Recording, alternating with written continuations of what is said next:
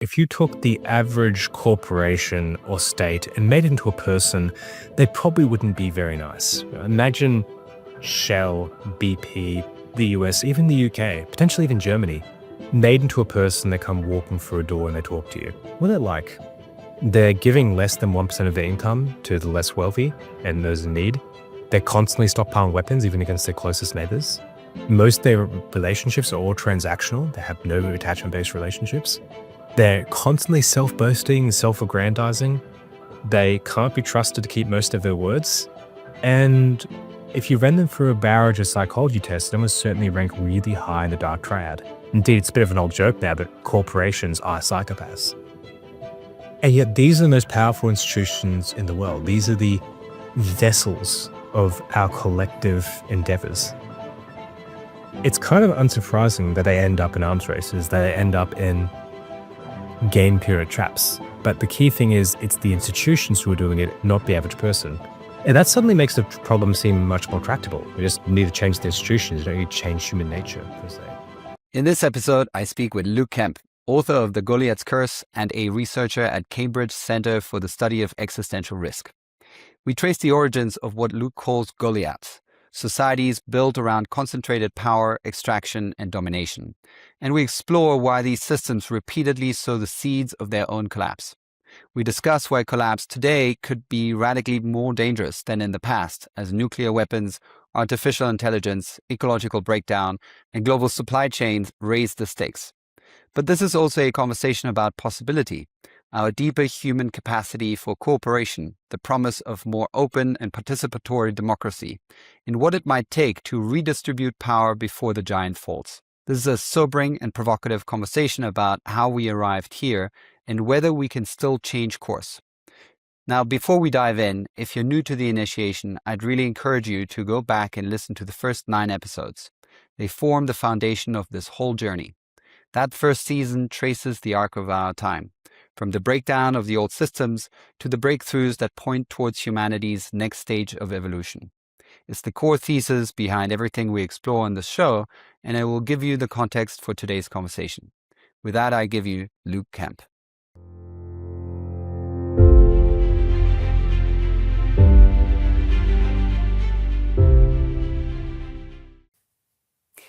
Luke Kemp, welcome to the initiation.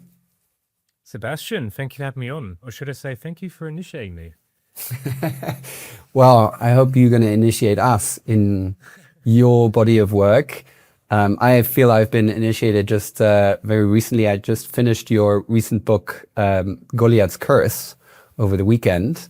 Incidentally, over the weekend of the US turning 250 years, which felt a little ominous. And yeah, it felt incredibly resonant with many of the themes that we're exploring in this podcast. First and foremost, I guess the fact that we might be heading, or there's a high likelihood of potentially heading into a global collapse, and what that could mean. And this is a big topic and it's a big book. I would love for you to lay the groundwork for our listeners who don't know your body of work and don't know the particular book that I'm referencing. What are you exploring at the moment through this book? What is your study and what is the core thesis of it? The book is called Goliaths Curse, The History and Future of Societal Collapse, which really lays out what it's about, which is trying to explore how collapses have occurred in the past, whether it be of small-scale farming communities, empires and kingdoms, through to the modern world and what this means for our future. I work at the Center for the Study of Existential Risk at the University of Cambridge, also known as CSER. I originally started as a lecturer in climate change, science and policy back in Australia, and I realized that there were many other threats we faced that could cause catastrophe. Not just climate change, but also things like nuclear weapons, advanced artificial intelligence, bioengineered pandemics. And I realized that we faced a really difficult conundrum, that even if we solved climate change, we decarbonized the economy by 2050, if we had a nuclear war in 2051, we're still kind of doomed. That led me to working at CSER and trying to cover a broad range of different risks altogether. And the book in many ways is my trying to my attempt to grapple with what are the root causes behind all these problems we face, and also what's the history of them. I feel like so many people look towards the future without looking towards the past, and that I think largely leaves you blind. Yeah, great. Yeah, I would say probably a third of the book is looking into the past and trying to understand the driving functions and prerequisites for collapse, if I understand this correctly. And maybe you can take some of the heuristics or sort of mental models that you lay out in the book, from the Goliath's fuel, etc., to get our listeners into your worldview. But if I was starting with the actual idea of Goliath, when you Yeah. thought about a book on collapse, the key question is, what is collapsing? And most people say things like civilization. The problem is civilizations never had very good definitions. Archaeologists and anthropologists have really struggled. And I think this is because they're unwilling to look at what's the actual commonality across all these very early kingdoms, empires, and states. The other problem is that civilization has always been a term of propaganda. It comes from the Latin root civilitas, which has these connotations of the virtue, moderation, restraint, wisdom. When you actually look empirically at the very first examples of civilizations, whether it's Uruk in Mesopotamia, the Shah dynasty in China, the first dynasty of Egypt, Tiwanaku, they're all marked not by moderation, restraint, or virtue. They're marked by large-scale human sacrifice, patriarchy, slavery, and they're preceded by warfare as well. What we're really looking at here is a movement from egalitarianism to dominance hierarchies, situations in which a small group takes resources from the rest and imposes rules on them through violence. A Goliath is a collection of both dominance hierarchies. So the Roman Goliath wasn't just the Roman Empire, it was also the difference between man and woman, slave and master, rich and poor. And a Goliath, of course, is echoing to the idea of the biblical Goliath. It's based upon violence, it's huge in stature, but it's also surprisingly fragile. So that's what I call Goliath, in many ways, is a kind of replacement, I think, much more accurate term for civilization. Yeah. And you also suggest that, for, like you said, most of human history, we've been living in egalitarian societies. When has that changed and how? Yes, we have very good evidence of the first 300,000 years of our existence, so roughly 95 to 98% of human history, we lived in nomadic egalitarian hunter-gatherers. And we can go a bit deeper into that if you like. But essentially, that's our evolutionary past. We're evolved to being equal. That begins to change at varying paces across the world roughly 10,000, 11,000 years ago, once we enter what's called the Holocene, a period of climatic stability and warmth. We essentially exit the ice ages into the Holocene. What happens across the world is you see the same pattern over and over. People start to settle down. They start to take up intensified agriculture. And then you start to see the first signs of warfare. And then eventually you see the creation of the very first Goliaths, the very first states of the world. The pattern, it varies across different continents and regions, but it's always the same, and it always takes a very long time. Usually roughly 3,000 years between intensified agriculture and the creation of the very first states. What we really see happening here is Goliaths emerge because of three key ingredients, what I call Goliath fuel. The first is what I call lootable resources. Resources are easily seen, stolen, and stored. Most people suggest that we start to get kingdoms, empires, emperors, and kings, rulers, because you start to get an agricultural surplus. Once you have a surplus, you can pay people to not just do farming, but actually, organize everyone else. And you need organizers in order to do cool things like irrigation in cities. That doesn't quite check out. One issue being that hunter-gatherers, when they get access to certain resources, actually become hierarchical. They start to take up slavery as well. A second being that many of the biggest cities and even irrigation projects actually begin with egalitarian arrangements. And the third issue being that across the world, there are 10 different areas that have independent agricultural food production, but only roughly 4 of them start to actually build Goliaths. The answer can be seen when you actually start to look at different areas of agriculture. So compare Papua New Guinea to Egypt. New Guinea has taro, yam, and bananas roughly the same time as Egypt had wheat, roughly 7,000 years ago. And yet in New Guinea, they never adopt pharaohs, never built pyramids. The reason is what they were growing. Yam and taro, you can grow underground. They're essentially invisible. And when they're ready to be harvested, you can actually lead them underground. And even after you harvest them, you can store them for only roughly 6 months. Bananas, you can only store for roughly a month after they're ready to be harvested. Wheat, by comparison to Egypt, you can store it for decades. And it advertises itself when it's ready to be harvested with really, really high stalks. In short, it's a crop which is easily seen, stolen, and stored. And rice, corn, barley, they're all the same. And they're all the same crops that we made the first Goliaths based on. The second key ingredient here is what I call monopolized weapons. Weapons that a small group can monopolize. When we look at in the East, so Egypt, Mesopotamia, or the Shah dynasty in China, we see that they began to build Goliaths once you have introduction of handheld bronze axes and swords. The last ingredient is caged land. Where you see Goliaths popping up, it tends to be areas where you have a restricted ability for people to move. In the parlance of anthropology, we call it restricted exit options. So for instance, Mesopotamia means the land between two rivers, the Tigris and the Euphrates, while Egypt was literally buffered between the Red Sea and the Nile. The image we get here is not one of people intentionally adopting civilizations as a way of moving genuine progress forward.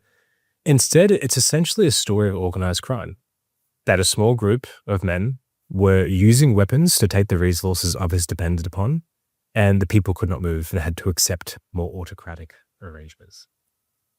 Yeah, I found that piece really fascinating in the book, that the origin story of most states is one of organized crime to some extent. Yeah, and funnily enough, when you look up definitions of warlord, organized crime, and state across academia, they're actually very similar. They all essentially rely upon organizing an unrestricted market into essentially a hierarchy, an organized hierarchy using violence. Yeah. And I think you quote that the expenditure of those very early states were majoritively on war, whereas nowadays it's more on welfare, or it has switched over the years, in order to just to have this implicit consent from the populace and not have to wage war the whole time internally to subdue the populace. Precisely. Yeah. So until roughly the last century, it was pretty normal for most states to spend over a third or even half their budget on military expenditure, which makes sense when you start to think of these as organized protection rackets. They're largely there to both protect their borders, but also to enforce order internally as well. And they didn't give that many public benefits to their citizens. Today, luckily, things have changed, but that's largely not because people have gotten better per se. It's because of a change in material circumstances. In particular, the world wars gave the average person a lot more bargaining power of their states with elites, and elites had to give them a whole bunch of concessions. But that could be changing now. What are some elements of modern, especially Western states today that still have this kind of flavor of the origin stories of being basically gangster states to wage war on other Goliaths? Like, where do you feel that most acutely yourself? It's pretty clear in certain cases like Russia, for instance, particularly during the fall of the Soviet Union, you essentially see people who are either previously involved with the state, but often people from organized crime during undertaking of the industries and getting involved in politics. And people even today often refer to Russia as being a kleptocratic state. And Russia is expending enormous amounts of GDP on military right now, and is kind of propping itself up its legitimacy, at least, with Putin regime through aggressive expansion. And there's pretty interesting examples which I go into the book, like in the case of previously Liberia, where their previous leader literally was a warlord.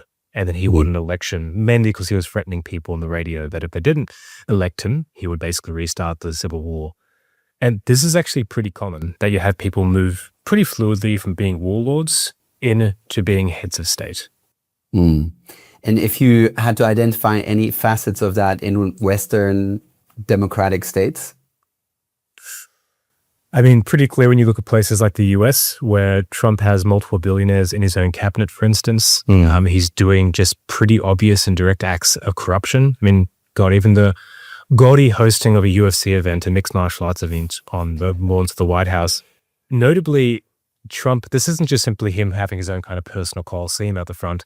He also has holdings in the parent company, Zuffa, of the UFC. So he has a kind of commercial stake in this. So it's pretty easy to even look at places like the US and see a certain kind of organized crime element to it.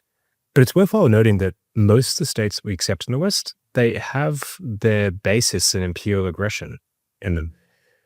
France largely starts with just one region, Ile-de-France, basically conquering its outside territories. Germany's largely a product of Prussian aggression.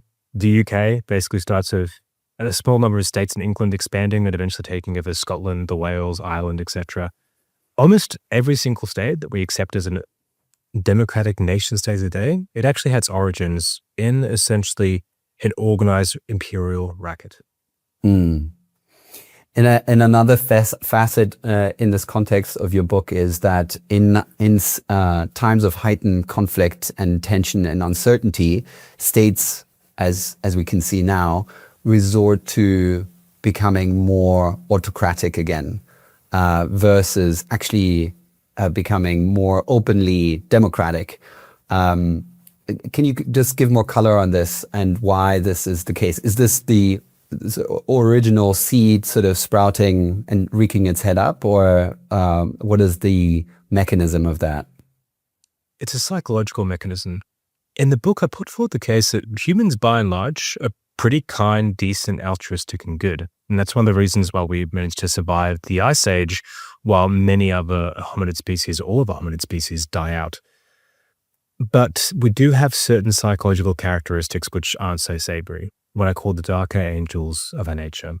And one of those is what I call the authoritarian impulse, that when people feel threatened, they're more likely to accept authoritarian arrangements. Essentially, their values drift towards authoritarianism. We have a large number of social psychology studies to back this up.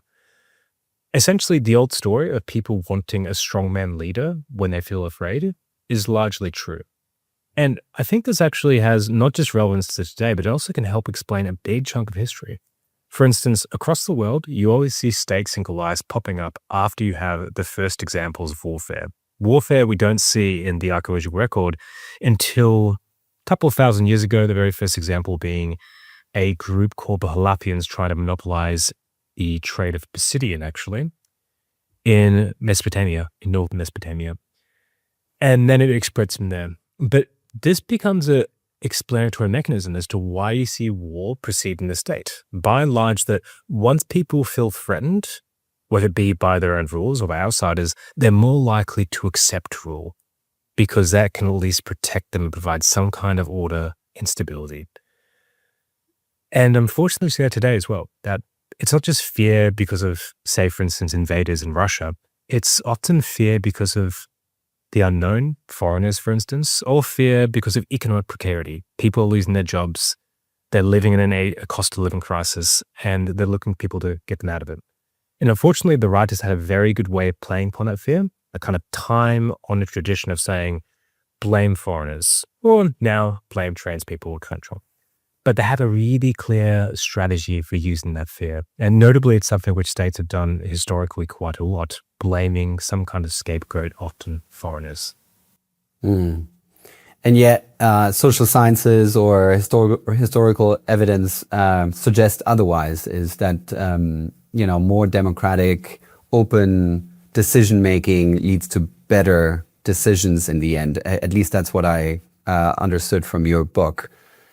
You reference an interesting example of guessing the weight of a cow or something like that, was it?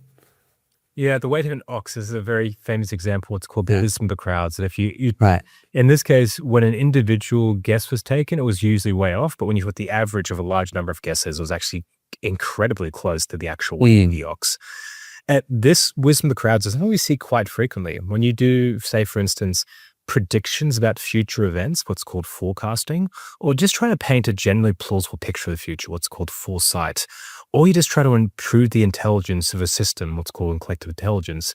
In all those studies, we find empirically that having many agents, or many people, tends to result, and taking the average across those decisions tends to result in a better outcome than relying upon one individual. Which makes sense. One individual can only process so much information. They might have values, which doesn't reflect everyone. And they're going to have interests, which certainly doesn't reflect everyone as well. So better decisions are usually made by democracies. And again, we see this even when it comes to things like forecasting. Very best forecasters tend to be people who are both very good at forecasting, but importantly, they operate in big groups. They share information and you take the average. You don't just take one person. But you also see this turning up in terms of the resilience of historical democracies. In the past, we've had numerous cases of climatic change, and sometimes that climatic change at a regional level results in a whole bunch of states falling apart or persisting. In short, some states struggle, others prosper. The question is why, and the best explanation we have based upon the studies is that more inclusive political arrangements led to a higher likelihood of both surviving and actually doing well during a natural disaster and during climatic change. We see that today as well. The best studies of natural disasters, whether it be a hurricane, an earthquake, or bushfires, is more democratic states with more capacity are more likely to have both less losses and recover more quickly. So whether it's natural disasters in the present, climatic change in the past, or just kind of the theory of having decisions, democracies seem to work better. In your case for open democracy and sort of citizens' assemblies for decision making seems compelling, but I ask myself whether we would have embarked on really audacious endeavors in the human story. Let's say, okay, you mentioned quite, I think, whether they would have approved the Trinity test, a human assembly. But conversely, you could also argue, would they have endeavored to go to the moon or develop vaccines or any of the other really daring, difficult, and potentially dangerous endeavors that have been of huge merit for humanity? I think so in general. I mean, the moon and vaccines aren't necessarily dangerous. I think the example of the Trinity experiment was mainly that people wouldn't take the risk of destroying the entire planet to very few reward. But things like vaccines tend to actually have pretty broad public support. Same with, to create new antibiotics. Even things like having large-scale renewable energy tends to actually garner quite a lot of public support. And it's worthwhile noting that in all these cases, you get an assembly of people, you randomly select them across the populace, then you actually give them expert input as well. So this wouldn't just be praying to the whims of people randomly. It's actually getting people in there, giving them good information, having them deliberate. So I think we actually may not do some things. I doubt we want to spend, say, billions or trillions of dollars just doing space exploration, because there's a lot better things we can do with that money probably. But will we still do cool things as humans? Yeah, absolutely. I think so. Is there any example in the world right now where the model that you're proposing for this direct open democracy really works at scale? We've had examples of individual decisions being done at scale. So, for instance, both the legalization of gay marriage and the legalization of abortion in Ireland both happened in part due to the use of citizens' assemblies. We have loads of smaller examples of what's called participatory budgeting, for instance, where basically citizens can directly help allocate how budget's spent at a local level. We have many examples where we did this and it seemed to work, but simply put, the proposals weren't adopted because they threatened power. A great example being the French Climate Assembly. So during the Yellow Jacket revolutions and protests, Macron essentially said, look, I hear you. I understand you're very upset, both about energy prices and about climate policy and about elitism. And hence, what I'm going to do is run an assembly of everyday people who are going to talk about it, be informed by experts, and make decisions about French energy and climate policy. After a 2-year process, which to most experts was incredibly well done, they came up with a list of, I think it was over 140 recommendations. And some of these were really quite ambitious. Things like disclosing the carbon content of all products, having a carbon border tax, and even things like making ecocide a crime. In this case, eventually Macron went back on his word and only adopted less than a third of the recommendations and watered it down substantially. And the reason is, by and large, I think because they're too ambitious. They were going to piss off a lot of his funders and a lot of the lobbyists in French Parliament. So right now, there's no single polity which basically runs this at scale, but we don't have any reason to think it wouldn't work at scale. And we do have historical examples where it seems to have worked pretty well. One notable one being ancient Athens. And granted, ancient Athens, its democracy only covers roughly 15% of the population, in this case, land-holding males. But ancient Athens is also pretty unique, and we know for its cultural efflorescence, but it also was one of the few times in human history that you had a polity and wealth inequality started to decrease and reverse. And additionally, it's one of the few times we actually have an exceptionally high median wage, where people actually seem to be doing pretty well for pre-modern standards. And that was just doing this system of sortition and deliberation amongst 15% of the population. If you did it across a far larger amount of the population, I think Athens would have been an even better place. And indeed, it may have even staved off its end at the Macedonian Empire, because you would have had a far larger amount of the populace who actually felt committed to the state. And Athens was, a city of over 200,000 people? So there's no de facto reason to think we can't do this at scale. Yeah, I love juxtaposing these two different examples, what happened with Macron and with back then in ancient Athens. The question that comes for me is like, could Macron, who is obviously heavily sort of stuck in game theoretic dynamics and big pressures from donors, from other political parties, from global politics, etc., could he even have gone as far as implementing and acting upon all these very ambitious plans? Or is this global Goliath dynamic such that it does not really actually allow for this, public civil sentiment to rise upwards and to be acted upon? I think he certainly could have. I mean, bear in mind that we probably would have thought the same about Trump to begin with. Can he really do all these really audacious things? Can he do huge crackdowns, create his own secret police force, etc.? Because there's going to be an enormous amount of outrage. The media will be against him, etc. He's actually done it pretty well. And when we look at places where you actually have left-wing economic populism, it tends to actually prove to be very popular. And look at Mamdani, for instance. I think if Sanders gets in, he would have faced an uphill battle, of course, but there's no de facto reason that he couldn't have had some pretty big wins. And likewise, I think Macron, he would have probably lost quite a few donors. He would have lost a bit of support from lobbyists, but I think he would have actually probably gained a whole bunch of respect from the French public. He had gone ahead and adopted these things. When you look across the world, most people actually support things like wealth taxes. There's strong majorities across countries like Canada, the UK, Germany, the US, etc. Even most Republicans support having universal healthcare. So this isn't really about will you be popular after you do these things. It's about you're going to piss off some very powerful people. And most leaders aren't going to do that. Let's go back to the origin roots of the Goliath. And I remember you saying at the beginning, at least in the book, as far as I remember, in the early Goliaths, people could still vote with their feet and just leave the Goliath if they didn't agree with the policies and the ruling. When did that window close and how? Oof. I don't think there's any one precise moment when it closes, but importantly, caged land has become more powerful over time. So many of the earliest cities and settlements didn't have clear walls, and hence it was pretty easy to walk away. Importantly, they didn't have big bureaucracies or administrations as well. Most of the earliest rulers didn't even have a census. They didn't actually know who was sitting inside the city walls or inside the state, inside the city. And hence, it was much easier just to move away. And we do see this catalog a whole bunch of examples, like Cahokia, the very first city of North America, which was roughly 1,000 years ago, a city of 10 to 15,000 people.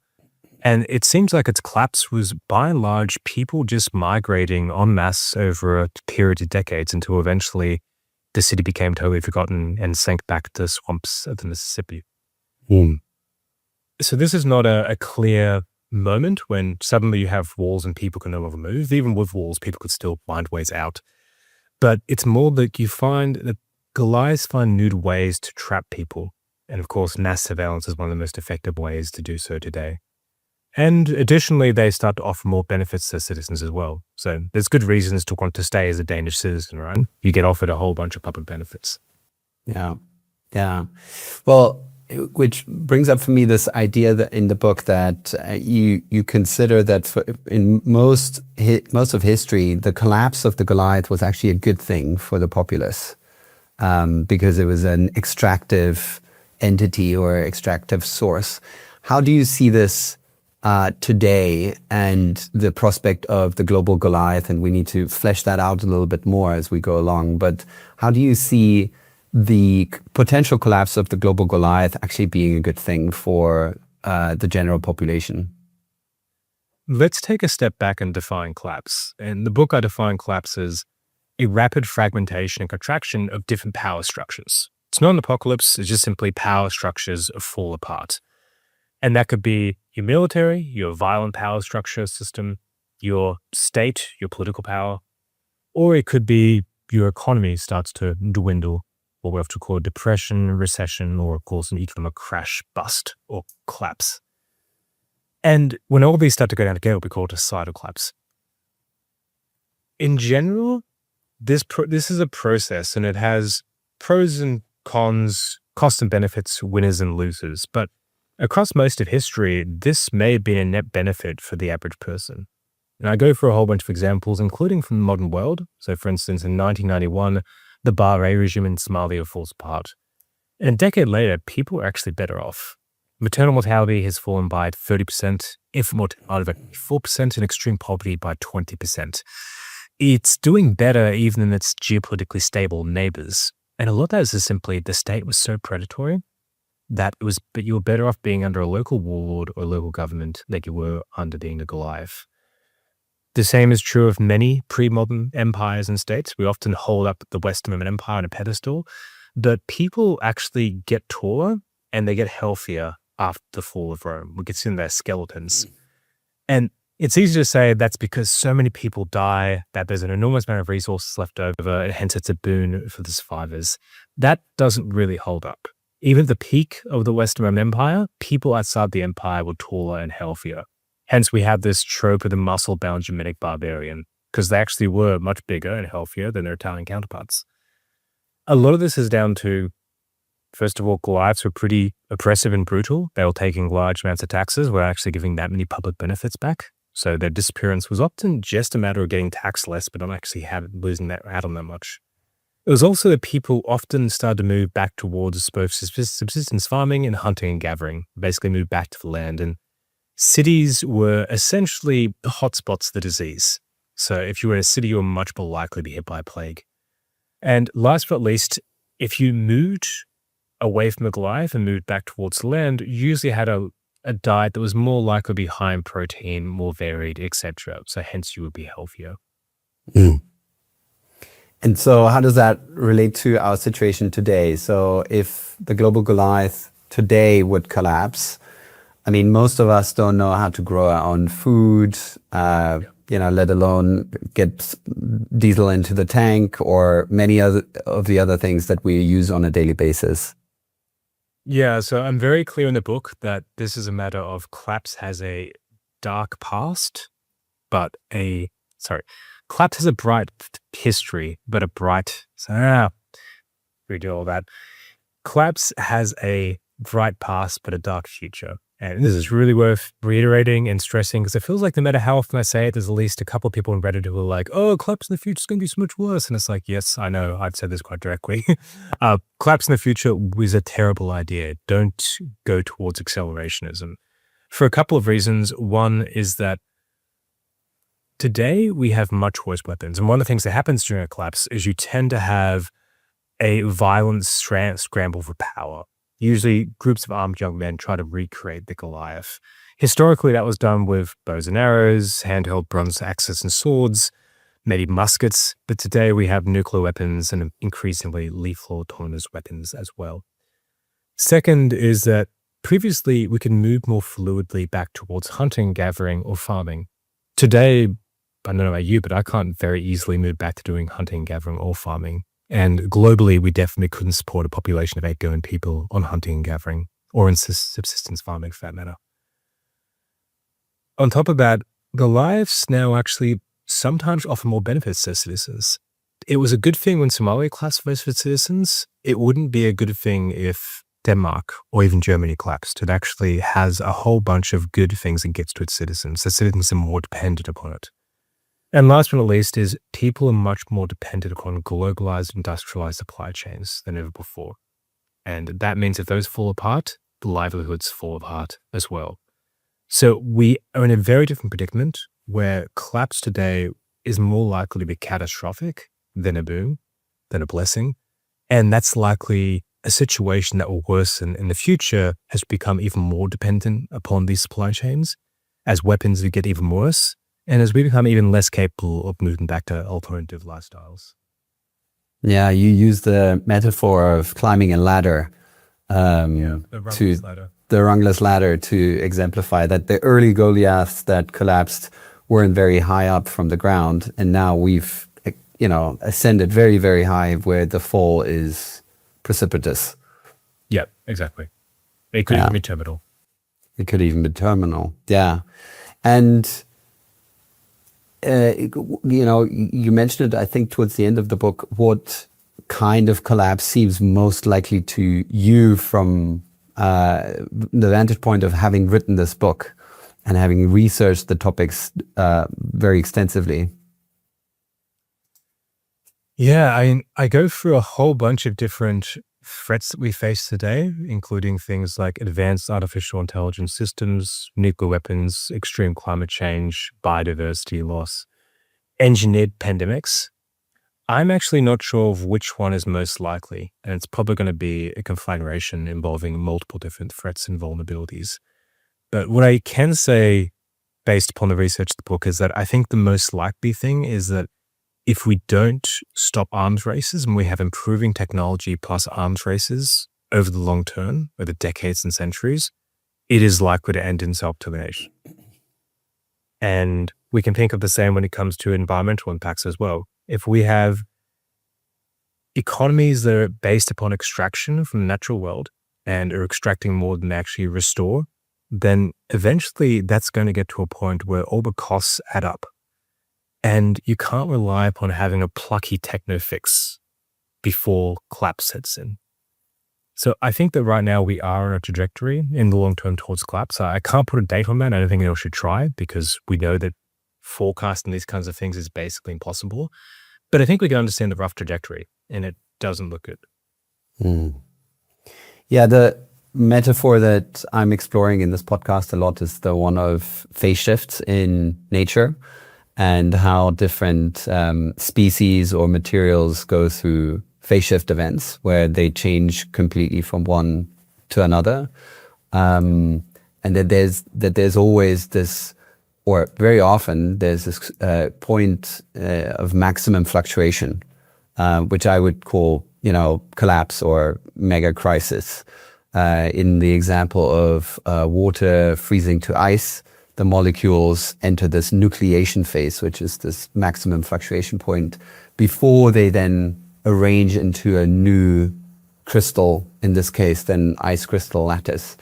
And at least that's the vantage point that we're exploring here on this podcast is that and I think you might agree with this, breakdown to some extent is a necessary precursor for something new and potentially better or hopefully better to arrive.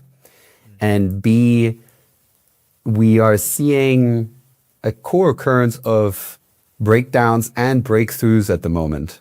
It's not just crises that are occurring, right? And I think that's the paradoxical nature of our life today, that there are also incredible not just innovations technologically, but also in terms of how we organize, bless you, how we coordinate and organize as a society, how our consciousness arguably is also evolving as a humanity.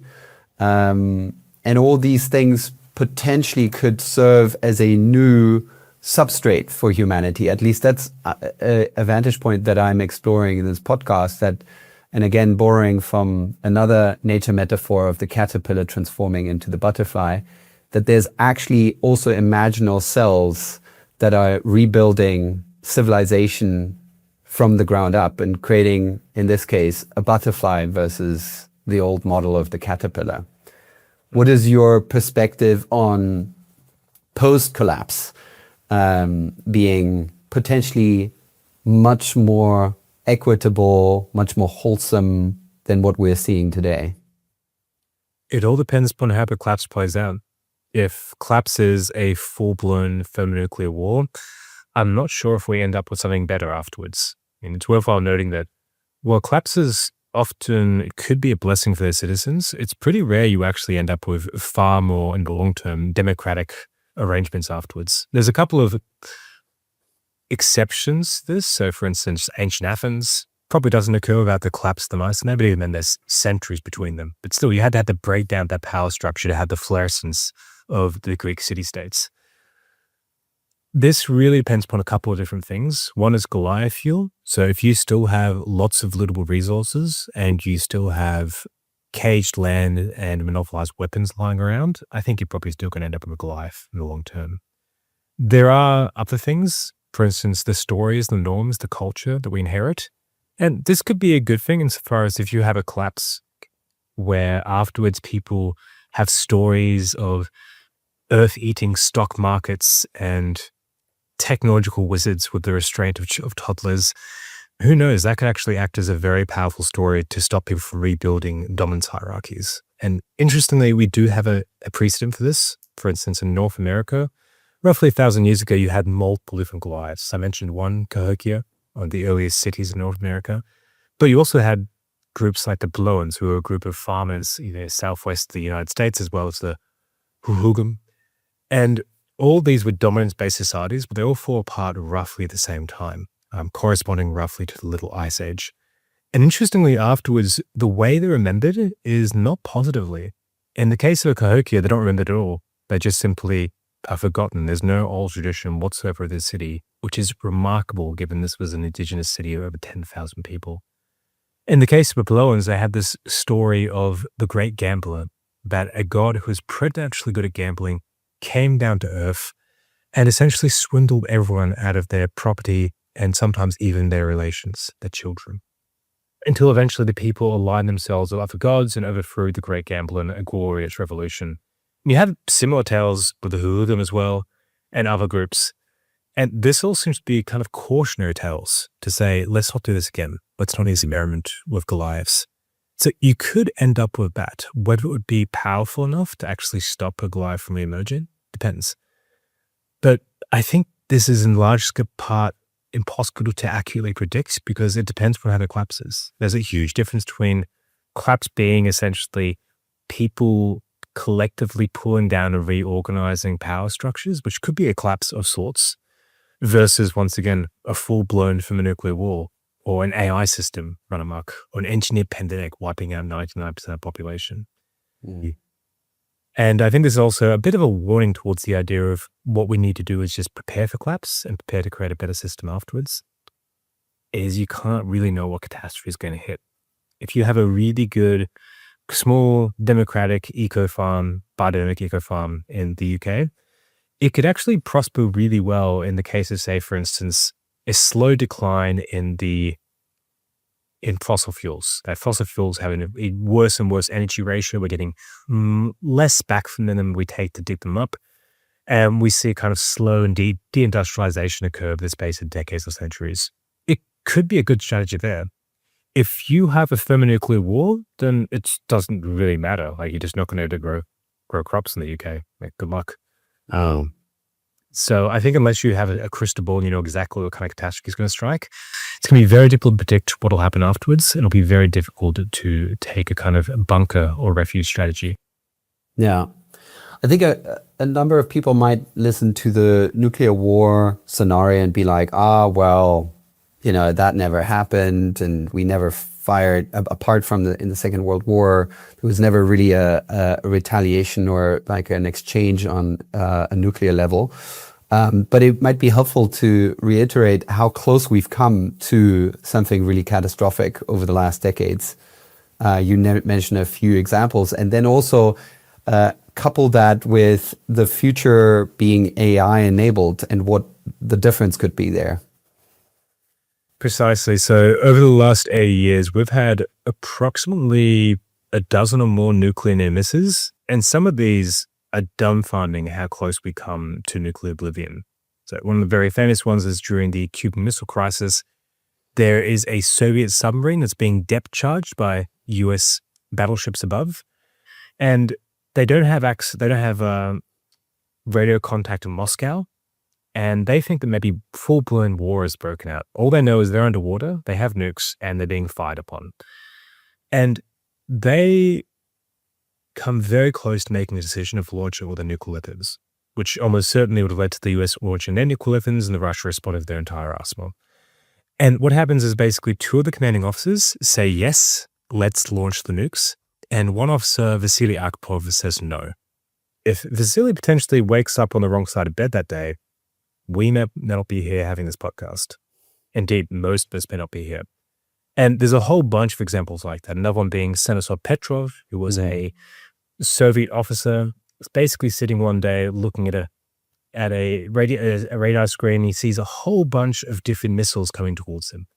And he should have escalated this to a superior officer who, unknown, but he may have actually decided to launch nukes in retaliation. But at this time, Petrov said, no, if the US is going to launch nuclear weapons, they'd be launching hundreds of thousands of them, not just a couple. And luckily, he was right. This was actually just a malfunction in the computer system. And there's a lot of examples like this. And unfortunately, things are going to get probably much more dangerous in the future. We see, for instance, multiple different countries, including China, increasing their nuclear arsenals. And there's also some serious proposals to hook up AI to nuclear systems to basically automate nuclear responses. So there's no reason to think that our chances of nuclear oblivion are going down, and they were never non-zero. So whenever zero, I should say, there was actually always surprisingly high for our history. We've just been very lucky not to experience it. Yeah, and just to spell it out more explicitly, if an AI system would have been in charge in any of those examples, we would not be here anymore because they would have probably shot the missile, right? Yeah, and there's actually some really funny studies, or funny and chilling, mainly coming out of Stanford right now, showing that if you take any kind of the key large language models, whether it be Gemini, ChatGPT, or Claude, and you put them into kind of a nuclear scenario, they're much more likely to escalate than to de-escalate. They're much more likely to end up in a nuclear war. And the funny thing is we're still not entirely sure as to why, but they seem to be in some ways almost more prone to game theoretic traps, if you will. Interesting. Which brings me to another really interesting thread in your book, game theory, which we're all mostly familiar with and assume it to be universally true, and yet you say real life examples between just ordinary citizens often show the opposite. And why is that the case? Yeah, so game theory tends to be a very prominent explanation in the kind of collapsed polycrisis world of why we end up here. That unfortunately, we just end up in game theory traps, that all of us are kind of individually pursuing our own profits and interests, and this leads up to outcomes which are detrimental to the collective. Things like tragedy of the commons, arms races, etc. And sometimes it is framed as Moloch, for instance, an ancient Canaanite god, which people would sacrifice their children to before going to war. The thing is, this picture of game theory just isn't quite true. It mathematically plays out, but it doesn't actually play out with real humans. And we know from multiple economic experiments that people are not self-interested profit maximizers. When you put them into game theory laboratory experiments, they really care about things like reciprocity, fairness, status. And when you put people into a tragedy of the commons type setup in a laboratory experiment, but you allow them to communicate, they don't tend to end up in a tragedy of the commons. They tend to communicate and avoid that. Likewise, arms races very rarely play out if you actually put people in that type of situation. Or prisoners, everyone is rarely end up in what we call a national equilibrium with everyone trying to defect. It's actually pretty often people cooperate. And this is in large part because, once again, the model that we have of humans, where we take into these mathematical equations, is just wrong. But also, when we look at this from a historical point of view, it's pretty clear that we know ways of getting out of these problems. I mean, take, for instance, the Khoisan. They've been in the Kalahari Desert, as far as we can tell, for at least 200,000 years. They have a continued cultural and genetic presence there. And as far as we can tell, they never end up with any kind of tragic the commons type scenario. They've massively overexploited their environment. We have multiple cases where different groups have overcome arms races. The idea that Germany and France would not be in a kind of rivalrous relationship, but would actually be trading and part of one economic bloc, that would be crazy 200 years ago. And, we can't just take the European Union for granted now. So we actually solve these things pretty regularly. And the average person doesn't tend to fall into these traps. But there are exceptions. In laboratory experiments, we find that people who are in the dark triad, so in psychopathy, narcissism, Machiavellianism, are much more likely to defect and to start these kind of dynamics. And additionally, people who are trained in finance and economics are much more likely to defect and start these kinds of dynamics. Which kind of makes sense, right? It becomes a self-fulfilling prophecy. If you think everyone else is an asshole, you're more likely to justify being an asshole yourself. But it's worthwhile noting this is not emblematic of the average person.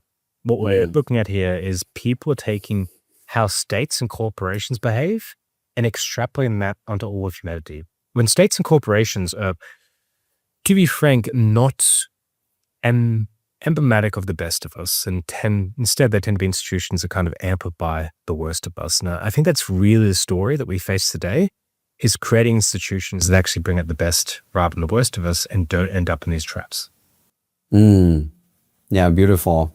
I remember reading Ruther Bregman's book, Humankind. Have you read that at the time? Yeah, that was also very much about this idea that humans are way more cooperative, kind, empathetic, etc., than the general stories and the lore makes us believe. Yes, precisely. On this, in the book, I spend a fair bit talking about the Paleolithic. I have an entire chapter on essentially origins of humanity. And there's very strong evidence that we have roughly 95 to 98% of our history in situations without any rulers. But despite not having rulers, we don't end up in large-scale bloodshed. There's no signs of warfare during this time. And the average rate of lethal violence of one person killing another was roughly 1 to 2%, which is similar to the global average today. And on top of that, we seem to be capable of doing large-scale cooperation. And this is in large part because we were never just small ragtag groups of families. Instead, most groups would have had less than 10% or so who were closely blood-related. And groups often call upon people who spoke different languages, different tongues, came from very different areas. And this is because people are constantly moving across groups, which encourage genetic diversity. If you don't have genetic diversity, you'll have inbreeding and you'll collapse and die off over time. And humans didn't do that. This is probably the main reason why we survive and Neanderthals don't. There's not strong evidence we killed them off. There's only 2 skeletons of Neanderthals found with any kind of signs of trauma and violence, and we don't know. That could have been caused by the Neanderthals or by hunting accidents. But we do know Neanderthals had very low genetic diversity. That seems to be the key thing. And apart from just encouraging genetic diversity, we can see that we can cooperate and trade at very large scales. So 100,000 years ago, from the west coast to the east coast of Africa, we have shared signs of shared culture, stone tools, figurines, cave art. People were constantly on the move. They were constantly cooperating, and life wasn't as terrible as we think. And that's kind of our heritage. That's our ancestry. It's one of mutual aid and cooperation, not of frenzied violence and competition. And so your thesis is that the moment these 3 Goliath fuels started to interact together, we started to see the rise of Goliaths. And my question would be, why are Goliaths ruled by mostly dark triad people? And why are they not ruled by more positive sum, open democratic systems and leaders? Much of this comes back down to another dark angel by nature, what is essentially just status competition.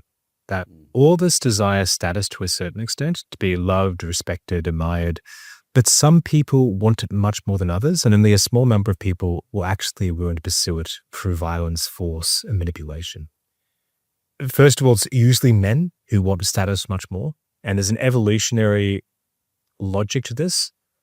Status seems to result in both having more children, but also having children who are more likely to live to adulthood. So it's kind of reproductive advantage to status. We find this across multiple different societies.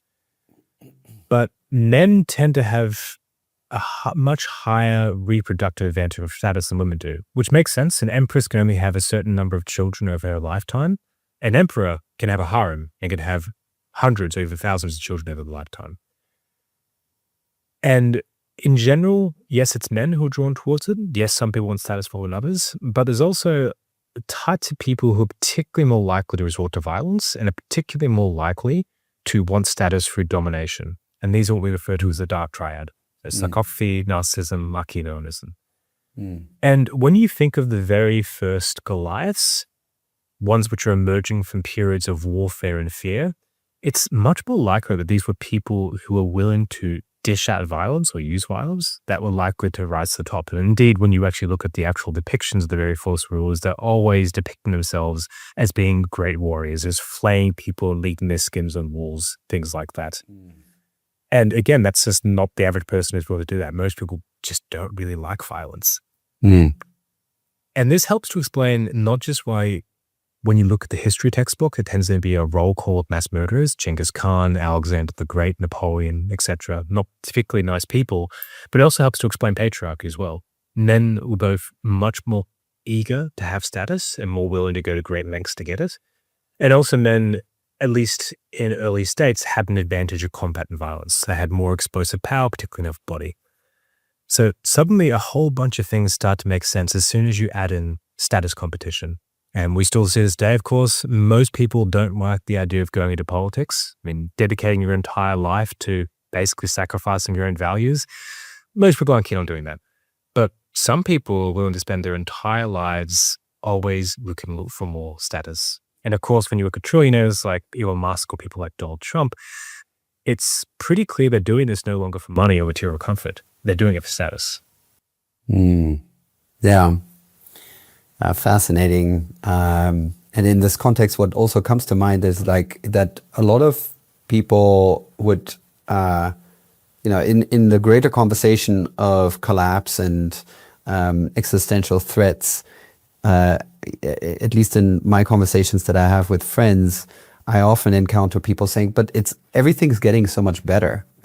We've entered a world with so much less violence," often citing Steven Pinker. And I think you take an aim specifically at his particular way of thinking, and maybe you talk about the what are they called, the latent threats, or how you call them? Yeah, you can think of latent risk. Yeah, the latent risks. Yeah, look, we're definitely more peaceful than, say, for instance, ancient Mesopotamia.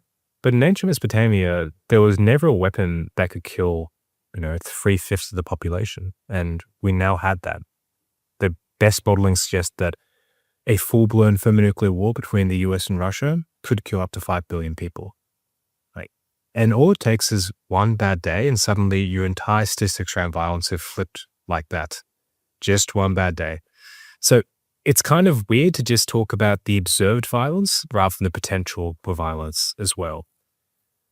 On top of that, even in terms of observed violence, Pink has been kind of debunked multiple times now, at least when it comes to things like warfare. There's actually good signs that over the course of the 20th century, you actually did have an increase in certain kinds of warfare. And casualties have maybe just gone down because we have better battlefield medicine, not because people are more peaceful. Yeah, interesting.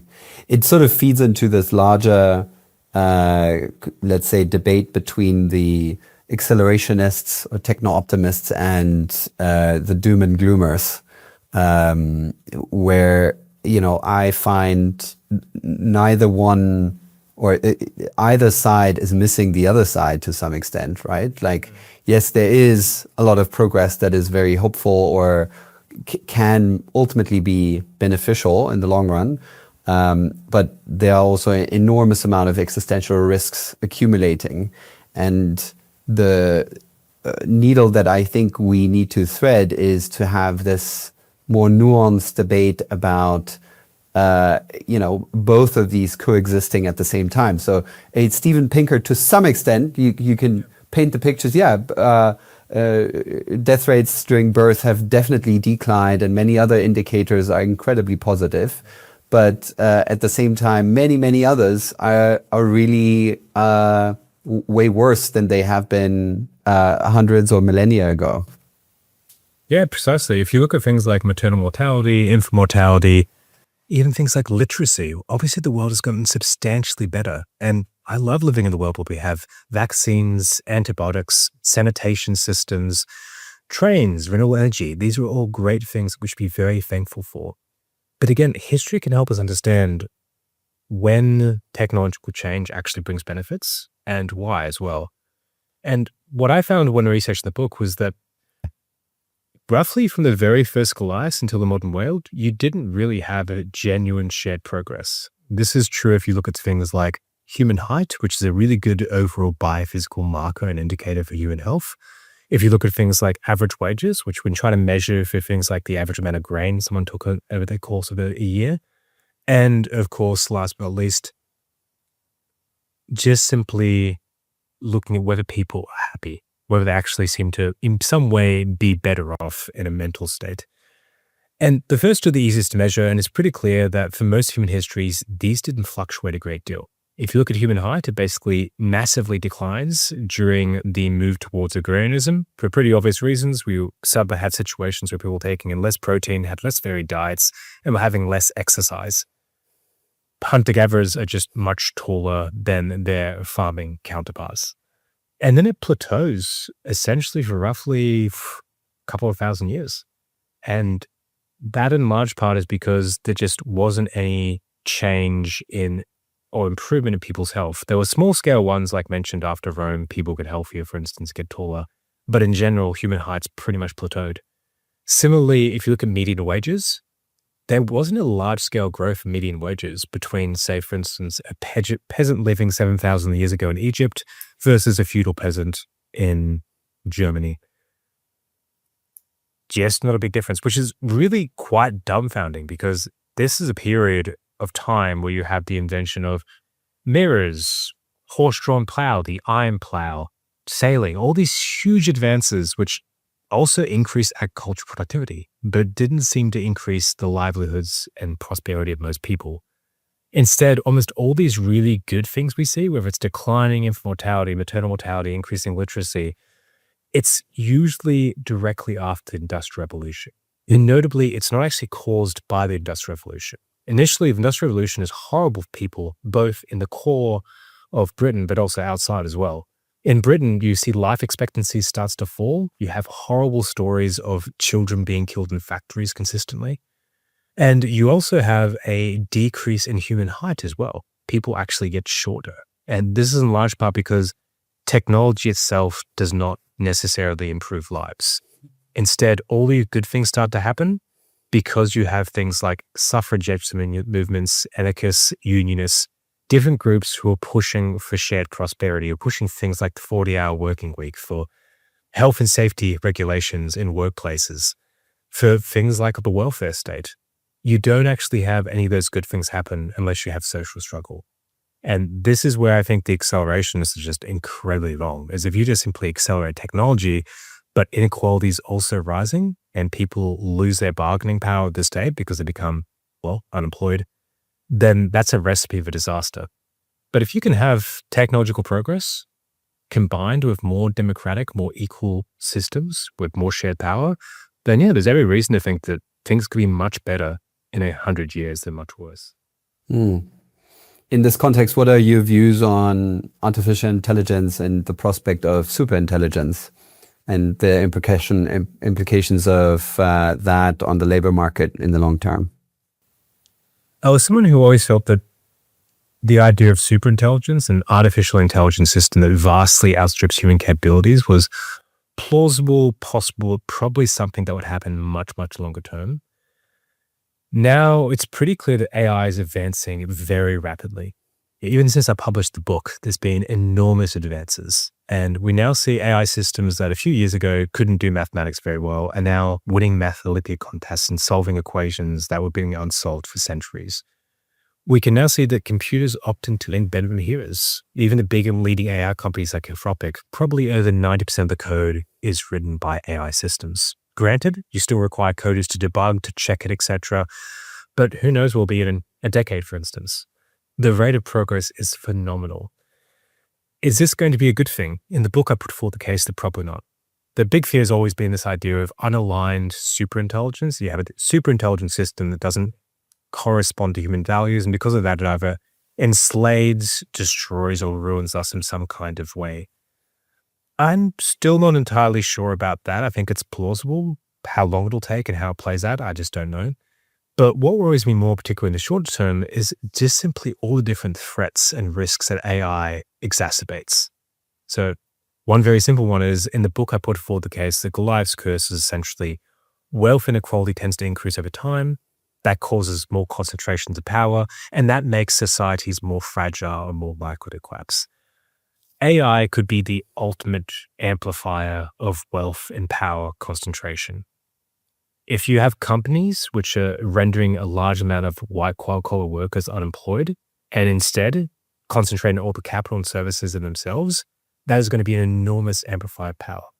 And we see historically, as well as in the modern world, that when states no longer derive revenue from their citizens, they're less likely to actually need to bargain with their citizens and more likely to become autocratic. That's probably the kind of future we're facing. On top of that, as mentioned, hooking up AI to nuclear weapon systems probably isn't a good idea. Similarly, if you have large fleets of autonomous weapons, drones, they can be controlled by potentially one individual or a small number of people who control the code. On top of that, fossil fuel companies are already using AI to try to find a new source of fossil fuels to exploit. And of course, AI systems, it's often exaggerated, but they do require more energy demand and hence more emissions over time. And it's unclear, given the scale and pace of change, how much energy they'll demand in the future and how much they could increase emissions. So in many ways, the de facto path here is AI is going to make the world much, much worse. Yeah. Yeah, and it's also in the most stereotypical of game theoretic dynamics, right? So it is so hard to... There was the letter about 3-4 years ago of leading AI scientists, and even Sam Altman and Elon Musk signed it to put a moratorium on AI development. And look what happened, nothing. Because it's the ultimate, if I stop, I will lose in the long term. So we're all going to speed up together. But it's notable, even here, you see the kind of deeper lessons. It's not necessarily just a really simple game theoretic trap. When you look at the arms race between companies, OpenAI is initially created because they're afraid that Google DeepMind is going to get there first. And hence a huge amount of money is pumped into OpenAI, but additionally, a huge amount of talent goes there because they think we can build safe AI and we can get there first before the worst alternative, Google DeepMind, gets there. It's just not strong evidence that Google DeepMind was going to be pushing on this particular approach that OpenAI took. And Google DeepMind was doing more kind of interesting scientific experiments, things like protein folding, for instance, beating people at Go. You definitely don't see the big boom until OpenAI enters the field. But interestingly, people get very worried about OpenAI and start to go to Anthropic. And Anthropic then takes the lead and becomes the safety-oriented. Which was also founded because of safety concerns, right? It was founded by Amodei as a defector of OpenAI because he was not agreeing with Sam's moral standards. Yeah. Precisely. So Amodei and several other employees at OpenAI who are basically worried at safety practices there leave and say, we're going to start a more safety-orientated AI company. Suddenly, Anthropic is the one who seems reckless and is racing ahead. And the key thing behind this is that, A, it's usually a self-fulfilling prophecy that OpenAI was trying to basically stop an arms race and instead just started one because they assumed it was going to happen anyway with Google DeepMind. And that's just not clear if it was going to happen that way. And B, the people involved in this are not usually ordinary people. There have been several different profiles, one done in the New Yorker, another one in the book Empire of AI of Sam Altman.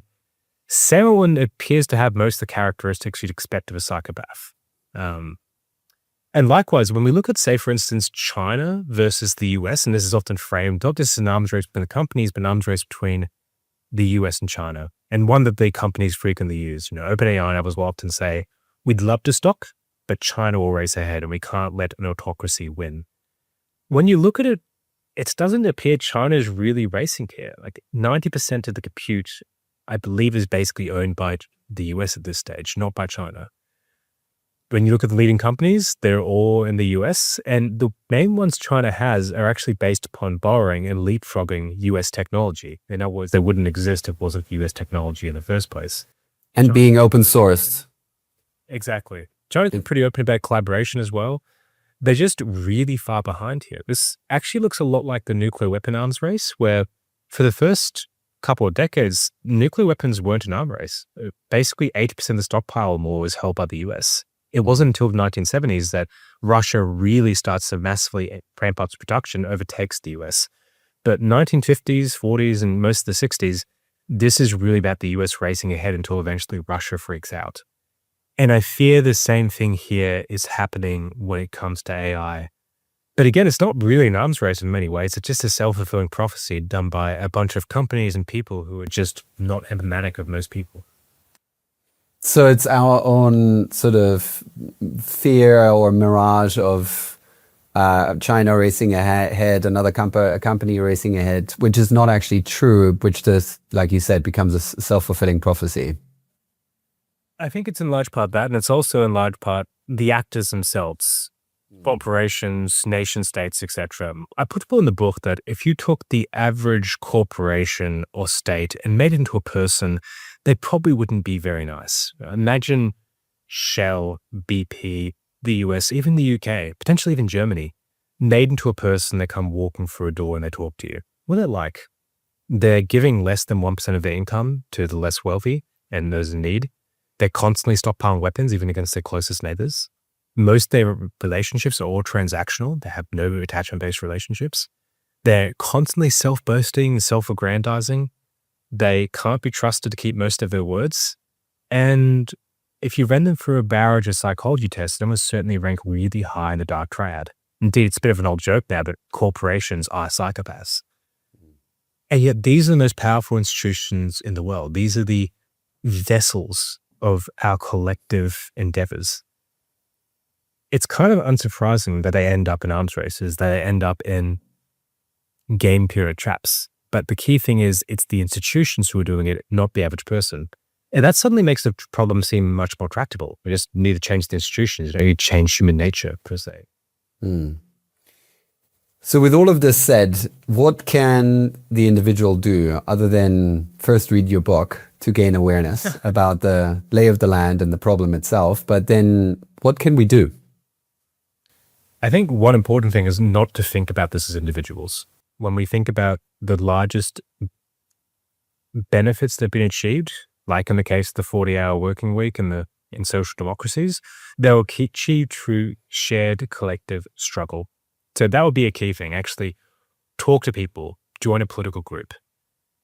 Another is push for the things that are going to have the biggest impact for leverage points. And I point towards several of these in the book. Goliath's curse and Goliaths themselves are built on concentration's power. And that's why it's Goliath's curse. So Goliaths concentrate power until eventually the seed sows the seeds of their own demise. But what you can do is you can find ways to level different forms of power. So I suggest most people start to support and engage in deliberative democracy. These systems of government and systems of decision-making where you randomly select people and you have them deliberate with the input of experts and have them reach decisions. We have a huge amount of evidence that this results in decisions that are seen as more legitimate, that build trust, and in general, they actually just result in better decisions as well. Also support things like wealth taxes, for instance, which are one of the best ways to potentially reverse wealth In the book, I have an entire blueprint for what are the key policies we can put forward to reverse all this. But the biggest leverage point, I think, is actually finding issues which can rally larger groups of people to essentially join and push for more progressive populism, if you will. And I think AI is actually a really good example of this. Most people are very worried about AI, and most people hate big tech. Big tech has lower approval ratings in the US than Congress. It's pretty hard to do. Most people are rightfully very, very scared about AI, either taking their jobs, their political voice, or causing things like psychosis in their children. This is actually a real opportunity to build larger, more diverse, vibrant communities around essentially changing AI, having collective ownership of a technology which is collectively built on our intelligence and our data. So I think there's actually some really cool opportunities here, but they essentially all involve individuals taking political action.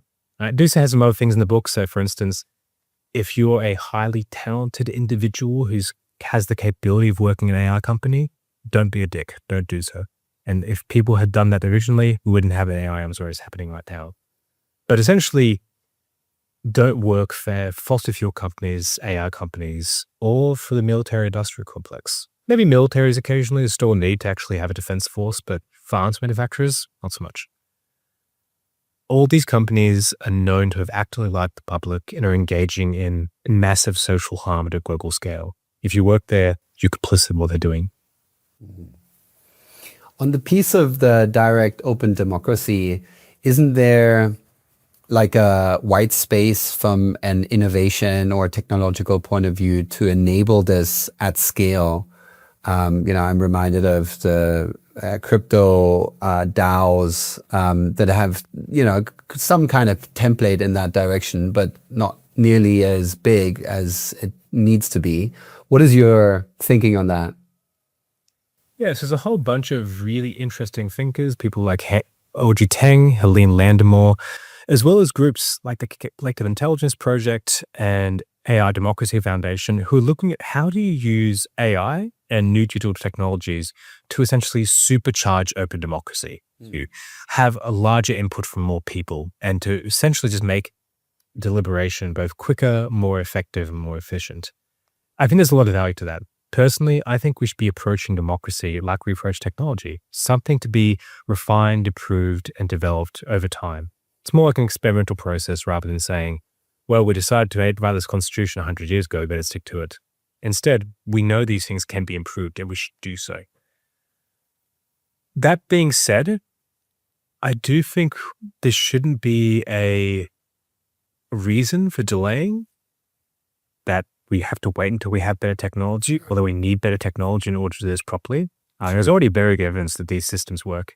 And on top of that, I'd also be wary of relying upon technology here as well. So for instance, some researchers at Democracy Next actually publishing a paper shortly, which puts forward the case that in some cases, using AI can actually make the deliberative process worse because essentially atrophies our deliberative muscles. You want people to go into a jury and not just to have that experience of genuinely talking to others, exchanging information, updating their opinions just there, but also in their everyday lives, when they talk to family, when they talk to other people, when they engage in any kind of political process.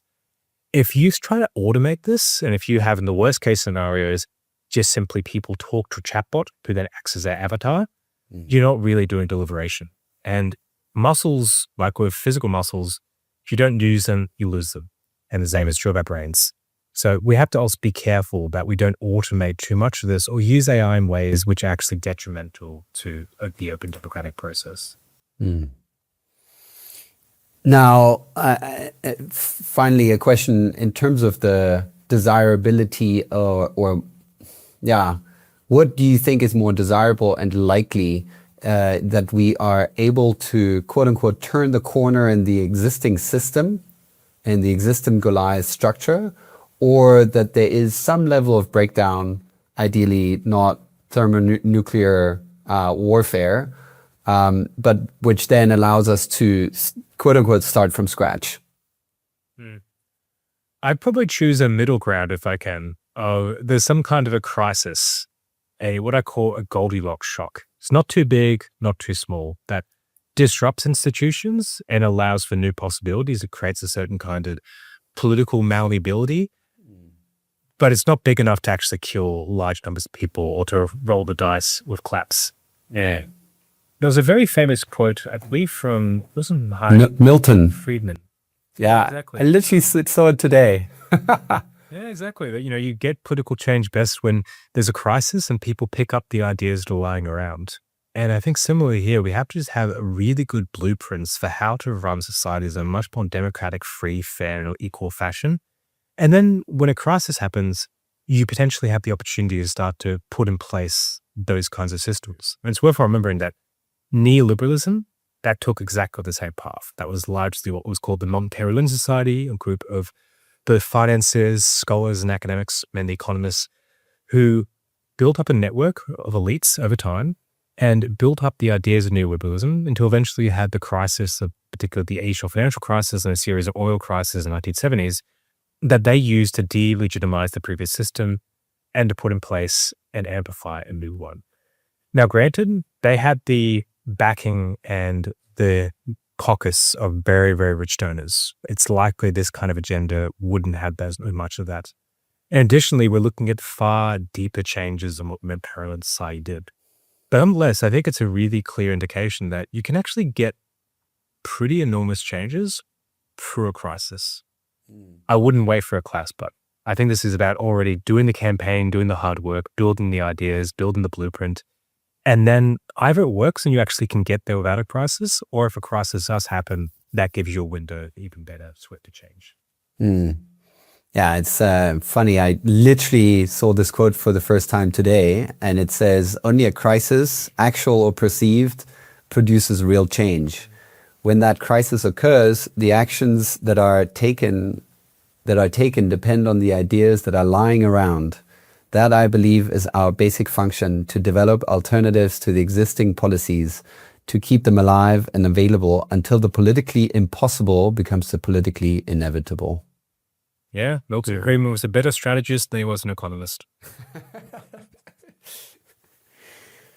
Luke, this was incredibly insightful. Thank you for joining us today. Is there anything else that seems of value to close for our audience that we might have not touched on?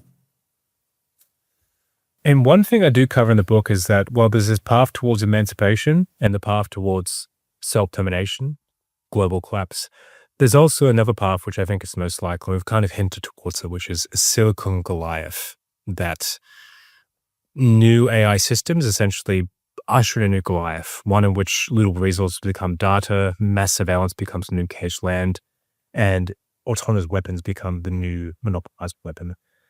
And I think that in some ways, as mentioned, becomes a new political project to move against AI and to move against all different products. It's also creating that could enable domination.